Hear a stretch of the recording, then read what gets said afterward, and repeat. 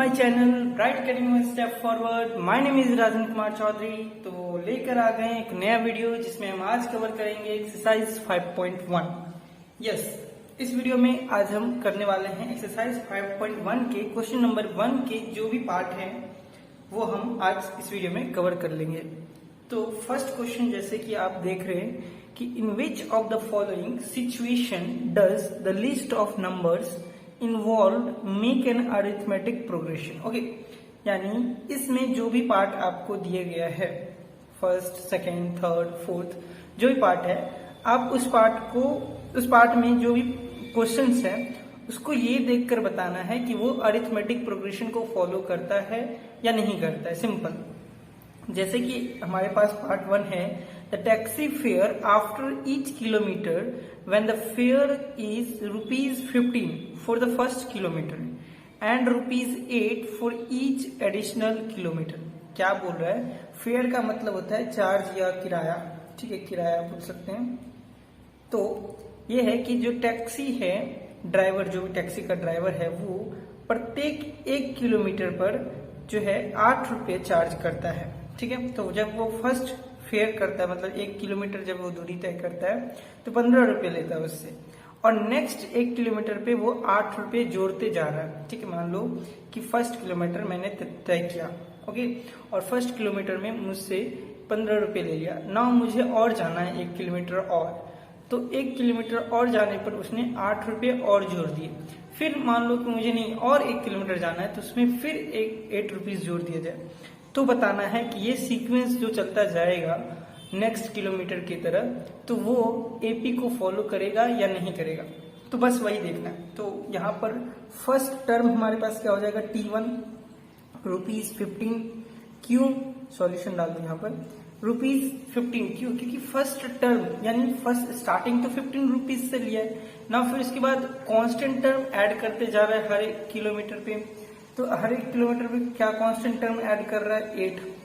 Okay, जो second term होता है यानी हर, मतलब यहाँ से यहाँ तक दूरी में 1 किलोमीटर की दूरी पे यहाँ पर ₹5 हो जाता है 23 ना। यहाँ से T3 थर्ड टर्म पे 1 किलोमीटर दूरी तय करने पर ये टर्म हो जाता है 29, 23, 8, 31। इसी तरीके से 1 किलोमीटर और दूरी तय करने पर ये टर्म हो जाता है 39। ओके, इस तरीके से ये जो है इंक्रीज होता जा रहा है। तो यहाँ पर आपको क्या नजर आ रहा है? क्या मतलब, अगर आप इन दोनों में अगर हम देखें कि कॉन्जिक्यूटिव टर्म्स का डिफरेंस देखें तो क्या वो कांस्टेंट आ रहा है? हाँ, आ रहा है, ठीक है। तो यस, ये जो है एपी को फॉलो कर रहा है। एपी को फॉलो करने के लिए जो कंडीशन है वो अप्लाई करना है आपको। कंडीशन ये अप्लाई करना है कि T2 माइनस ऑफ T1 वो इक्वल होना चाहिए T4 माइनस T3 के, क्योंकि कॉन्जिक्यूटिव टर्म्स का डिफरेंस है। ओके, तो इस कंडीशन को आपको क्या करना है? फॉलो करना है। T2 minus T1 is equal to T4 minus T3। अगर ये इस कंडीशन को फॉलो करता है तो यस, हेंस ये कह सकते हैं कि ये एपी है, इट इज एन एपी, और ये एपी है। क्यों? क्योंकि अगर आप T2 माइनस T1 करें तो 8 आएगा, और T4 माइनस T3 करें तो वो भी 8 आएगा। तो इट मीन्स यहाँ पर जो डिफरेंस है T2 माइनस T1 और T4 माइनस T3 वो दोनों इक्वल है। तो कह सकते हैं कि यस, ये एपी को। आई होप आपको ये क्वेश्चन समझ में आया हो। फिर से एक बार बात करते हैं कि बोल रहा है कि एक टैक्सी में मैं बैठा और 1 किलोमीटर चलने पर मुझसे वो ₹15 लेता है, ठीक है ना। मुझे ना और 2 किलोमीटर चलना है। तो जब वो सेकेंड किलोमीटर आता है, जब वो दूसरा किलोमीटर आता है 1 किलोमीटर, तब वो मुझसे ₹8 और जोड़कर ₹23 ले लेता है। फिर 1 किलोमीटर जाने पर मुझसे ₹31 लेता है। तो इस तरीके से आप ये देखने को फॉलो मिल रहा है कि हर बार ₹8 जोड़ रहा है, काउंट कर रहा है, और वो भी 1 किलोमीटर जाने पर, एक फिक्स डिस्टेंस दूरी तय करने पर फिक्स कांस्टेंट वैल्यू ऐड करते जा रहा है। तो यस, ये जो भी ये कंडीशन है वो एपी को रिप्रेजेंट करता है। आई होप आपको क्वेश्चन नंबर फर्स्ट में कोई दिक्कत नहीं है। तो मूव करते हैं क्वेश्चन नंबर सेकंड पे। तो क्वेश्चन नंबर सेकंड है, the amount of air present in a cylinder when a vacuum pump removes 1/4 of the air remaining in the cylinder at a time। अब ये क्वेश्चन का मतलब क्या समझा रहा है वो हम सॉल्यूशन जब करेंगे तब अच्छे से समझ में आएगा। देखो बोल रहा है कि एक कोई सिलेंडर है और इस सिलेंडर में एयर भरा पड़ा है। ओके, एयर है, तो मैंने मान लिया कि एक्स अमाउंट जो है एयर है, x amount of air present in cylinder initial. Okay, शुरुआत में हमें जो हमारे पास जो सिलेंडर है इसमें x amount of air present है। यहाँ पर ये बोला जा रहा है कि the amount of air present in a cylinder when a vacuum pump removes 1/4 of the air remaining in the cylinder at a time. मतलब एक समय पर क्या होता है कि 1/4 जो भी एयर सिलेंडर के अंदर है उसका 1/4 निकाल लिया जाता है वैक्यूम पंप के द्वारा। ठीक है, तो क्या है कि मान लो कि शुरू में x है तो T1 टर्म क्या हो जाएगा हमारे पास x, क्योंकि शुरू में तो हमारे पास यही है। सेकेंड टर्म में क्या होगा कि इसमें से 1/4 x निकाल दिया जाता है, तो ये हो जाएगा हमारे पास 3x/4। नाउ अब जो ये तो बच गया ना हमारे पास 3x/4, 1/4 इंटू एक्स निकाल दिया जाता है, तो बचा कितना हमारे पास 3x/4, ये रिमेनिंग हुआ, रिमेनिंग। अब क्या है कि जो थर्ड टर्म होगा वो, अब ये मत कर देना कि इसमें से फिर माइनस करना, नहीं, अब जो बचा उसमें से 1/4 बोल रहा है, removes 1/4 of the air remaining in the cylinder, जो बच रहा है सिलेंडर में उसका 1/4 निकाल लिया जाता है। तो अब ये बचा हमारे पास सेकेंड टर्म में, तो इसका 1/4 निकाल लिया जाता है, तो 3x/4 minus of 1/4 into 3x/4। यहाँ पर ये कंडीशन समझने में थोड़ा सा दिक्कत होता है, इसलिए मैं इसको बार बार रिपीट कर रहा हूँ। देखो क्या है कि यहाँ पर बोला जा रहा है कि x अमाउंट ऑफ एयर है शुरू में, उसमें से 1/4 निकाल दिया, तो जितना बचा शुरू में तो इतना ही रहेगा, तो इतना ही बचा है हमारे पास, इसमें से 1/4 निकाल लिया जाता है, तो इतना बचा। अब इसका भी इसका 1/4 निकाल लिया जाएगा ना इसमें से, तो ये कंडीशन होता है। तो ये हो जाएगा हमारे पास 3x/4 माइनस ऑफ 3x/16, और इन दोनों का एलसीएम ले तो ये 16 होगा, एंड ये हो जाएगा 4 3 12x minus of 3x which is 9x/16। यहाँ तक दिख रहा होगा आपको स्क्रीन पे, यस 9x/16। अब T4 क्या हो जाएगा, T4 होगा 9x/16, ये रिमेनिंग हुआ, ये फिर से रिमेनिंग हुआ, ये अगले टर्म में ये इतना बच जाएगा ना, इसका 1/4 निकाल दिया जाता है, तो 1/4 into 9x/16, so 9x/16 minus of 9x/64, और जब इन दोनों का एलसीएम लोगे तो ये 64, 9 4 जा 36x minus of 9x which is 25x, 25x/64, ये 25 ही होगा ना, 36 माइनस ऑफ 9 नहीं 27 होगा, 27, ओके 27x/64, ओके, सो 27x/64, तो ये हुआ।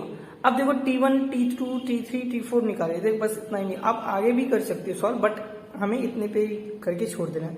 अब कंडीशन क्या है, कंडीशन हमें फुलफिल होना चाहिए। कंडीशन क्या कहता है कि T2 माइनस T1 वो इक्वल होना चाहिए T4 माइनस T3 के, बस अप्लाई करो इसका कंडीशन। अगर ये फुलफिल हो रहा है तो यस ये कह देना हेंस कि ये AP है, अगर नहीं हो रहा है तो बस ये कहना है कि AP नहीं है। तो T2 माइनस T1, T2 क्या है 3x/4, T1 क्या है x है, तो सिंपली यहाँ पर कैलकुलेशन करने पर ये हो रहा है कि माइनस x/4 आ रहा है, बस इक्वल के साथ T4 का वैल्यू है 27x/64 माइनस T3। अब T3 के बाद क्या बचा 9x/16, नाउ 64 और 16 का एलसीएम 64 होगा, ये 27x माइनस ऑफ 9 4 जा 36x, 9 4 जा 36x, सो 27x माइनस 36 में से माइनस 9x/64, और 9 को जब 64 से डिवाइड करोगे, आई होप आपको स्क्रीन पे दिख रहा हो, अब यहाँ पर हो जाएगा, यहाँ पर होने वाला है 9x माइनस का 9x/64। अब ये माइनस का x/4 है, ये माइनस का 9/64 है, ये कैंसिल होगा, फिर भी नहीं हो रहा है, तो ये इक्वल नहीं है, ये इक्वल नहीं है, तो यस ये कह सकते हैं hence it is not an AP, ये AP नहीं है, hence it is not an AP। I hope आपको ये चीज समझ में आया होगा। तो question number 1, question number 2 easily हो गया। अब मूव करेंगे क्वेश्चन नंबर 3 पे। तो क्वेश्चन नंबर 3 हमारे पास है the cost of digging a well after every metre of the digging when it cost ₹150 for the first metre and rises by ₹15 for each metre subsequent. Subsequent का मतलब होता है आगे की तरफ, जब आगे और खोदते जाएंगे तो फिर क्या होगा। डिगिंग का मतलब होता है खोदना, खड्डा करना। ओके, सिंपली बस ये सिंपल फर्स्ट पार्ट की तरह ही है, सेम फर्स्ट पार्ट की तरह ही है। आप इसको एक बार खुद से अप्लाई करो, फिर मैं तो आया ही हूँ इस वीडियो बनाने के लिए, क्वेश्चन को बताने के लिए, तो मैं तो बताऊंगा ही, बट आपको एक बार खुद से ट्राई करना है ताकि आपको जो है अच्छे से समझ में आए।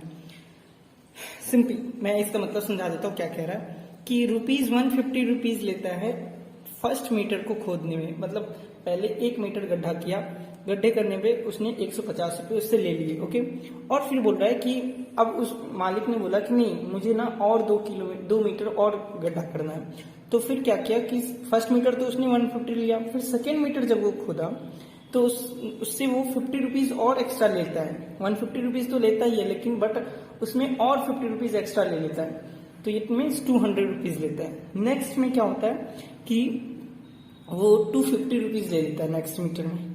तो इस तरीके से ₹50 उसका राइज होता रहता है हर मीटर पे, हर मीटर गड्ढा करने पर उसका ₹50 राइज होता है। तो हमें बताना है कि यस ये एपी को फॉलो करता है या नहीं करता है। तो सिंपली ये एपी को फॉलो करेगा, क्यों?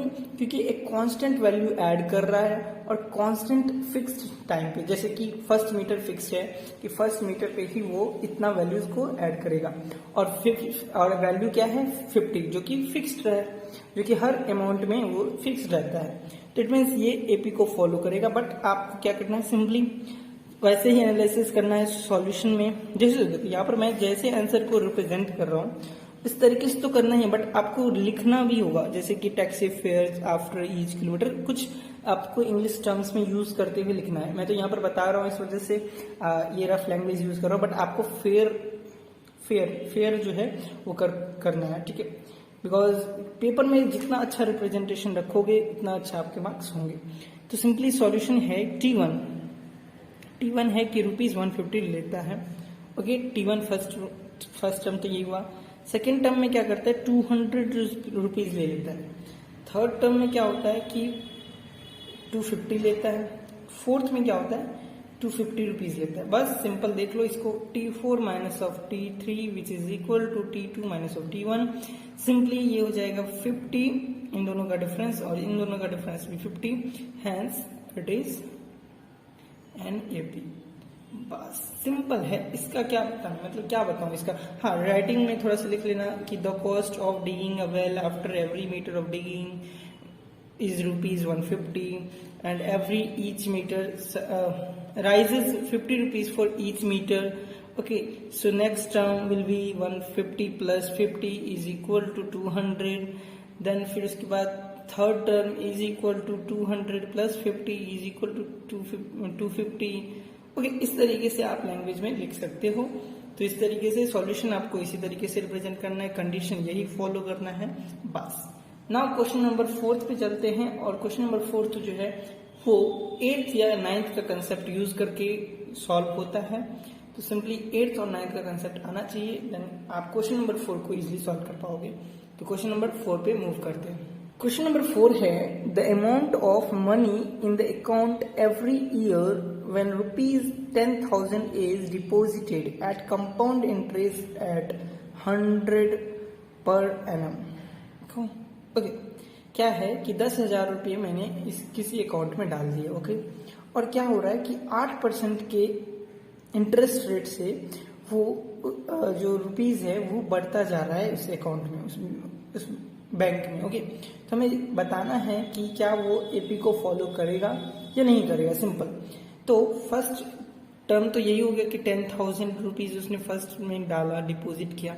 सेकेंड टर्म में क्या हो गया कि 10,000 का 8% ऐड हो गया। तो 10,000 तो होगा ही, बट उसमें 8% क्या हो गया ऐड, 10,000 का 8% और ऐड हो गया। तो 10,000 सही लिख रहा हूँ ना, हाँ, डिजिट का प्रॉब्लम नहीं होना चाहिए। तो 800 रुपीज और ऐड हो गया। तो ये T2 क्या हो गया, 10,800।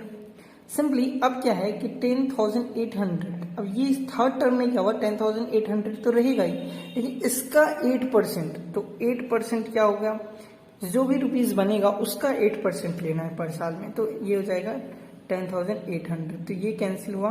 एंड जब इसको करोगे मल्टीप्लाई तो ये कुछ इस तरीके से हो जाएगा कि 108, विच मीन्स 8 8 जा 64 एंड 6 8 1 जा 64 हो चुका है हमारे पास, और 864 और ये हो गया 10800 प्लस 864, इसमें ऐड कर दो, ये कितना हो जाएगा हमारे पास 4, एक minute just a minute, 10800 and 864, तो ये हो जाएगा 4 6 16 11664 इज, देखो यहाँ पर ये सही है कि नहीं है, 4 6 8 8 16 16 1 and 1, okay 11664, okay 11664। Now the third, ये तो थर्ड टर्म हो गया, नाउ फोर्थ टर्म क्या हो गया, 11664 प्लस 800 इंटू 11664। सो अब जब इसको कैलकुलेट करोगे तो ये कुछ वैल्यू आएगा आपके पास 11664 प्लस, अब यहाँ पर क्या होगा कि इसको मल्टीप्लाई कर लो सिंपली, तो ये हो जाएगा 11664 को 8 से मल्टीप्लाई करने पर ये वैल्यू आता है हमारे पास 8 4 32 and 8 6 40 8 3 51 5 8 6 48 5 53 5 8 5 13 1 8 9 93312 simply divided by 100 which is come out to be 9331। सो ये वैल्यू आने वाला है आपके पास 11664 प्लस 933.112। सो सिंपली ये वैल्यू जो भी आएगा आपको कैलकुलेट करने पर, तो जब भी आप कंडीशन यूज करोगे, कंडीशन क्या यूज करना है आपको, T4 minus T3 is equal to T2 minus T1, जब भी ये कंडीशन फुलफिल करोगे तो ये सिंपली ये नॉट इक्वल के साइन आएगा। क्यों, अब ये ऐसे कैसे बता दिया आपने कि इक्वल नहीं होगा, क्यों नहीं होगा, क्योंकि देखो कि फर्स्ट टर्म में 800 तो ऐड हुआ, कांस्टेंट टर्म नहीं हो रहा ना, यहाँ पे 8 है, फिर नेक्स्ट में 864 हो गया, अगले में फिर 933.12 हो गया, तो देख लो यहाँ पर हर बार जो एक कांस्टेंट वैल्यू ऐड नहीं हो रहा है। यहाँ पर कितना ऐड हुआ था, 800 ऐड हुआ था इसमें, तो सिंपली हाँ मान लिया कि हाँ 800 ऐड हुआ, तो अगले में भी 800 ऐड होगा। हमें तो यही पता है कि एपी अगर चाहिए तो 800 ये कांस्टेंट रहना चाहिए, बट ये देखा कि 864 हो रहा है, नाउ द नेक्स्ट टर्म में 933 हो रहा है, तो इट मीन्स ये कांस्टेंट वैल्यू नहीं है। जब भी आप आगे बढ़ते जाओगे तो ये एक अलग अलग वैल्यू देता जाएगा, तो इसलिए ये जो है एपी को फॉलो नहीं करेगा। आई होप आपको ये क्वेश्चन जो है अच्छे से समझ में आया होगा। इससे जो प्रीवियस क्वेश्चन था क्वेश्चन नंबर 3 वो भी अच्छे से समझ में आया होगा, क्वेश्चन नंबर 2 भी अच्छे से समझ में आया होगा 1।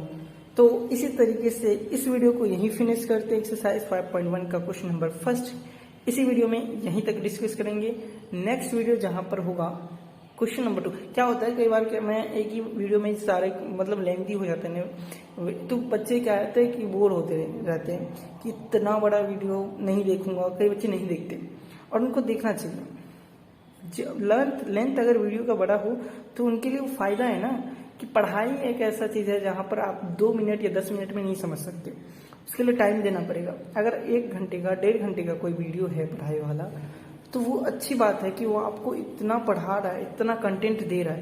क्या होता है यूट्यूब पे 10 मिनट 5 मिनट का वीडियो रहता है तो बच्चे ज़्यादा खुश हो जाते हैं कि हाँ 5 मिनट बहुत कम टाइम है, इतने जल्दी में सीख लूंगा, बट वो काट लेते हैं सारा टॉपिक को, वो बस इंपॉर्टेंट टॉपिक को बता देंगे या इंपॉर्टेंट भी नहीं, जो उन्हें लगता है कि हाँ ये मतलब बच्चे इस पर ज़्यादा आएंगे तो बस वो क्लियर कर दे।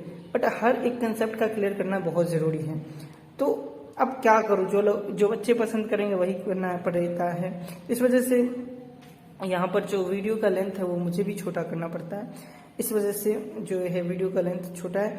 तो नेक्स्ट वीडियो में हम कवर करेंगे, आपको पूरा कंटेंट देने वाला हूँ, इसमें मैं कटाई नहीं करूंगा, चाहे कुछ भी हो जाए, मैं आपको पूरा कंटेंट डिलीवर दूंगा। जैसे कि मैंने पार्ट 1 में और पार्ट 2 में आपको पूरे थ्योरी का कंसेप्ट दिया, इस तरीके से एक्सरसाइज में एक एक क्वेश्चन करवाने वाला हूँ आपको।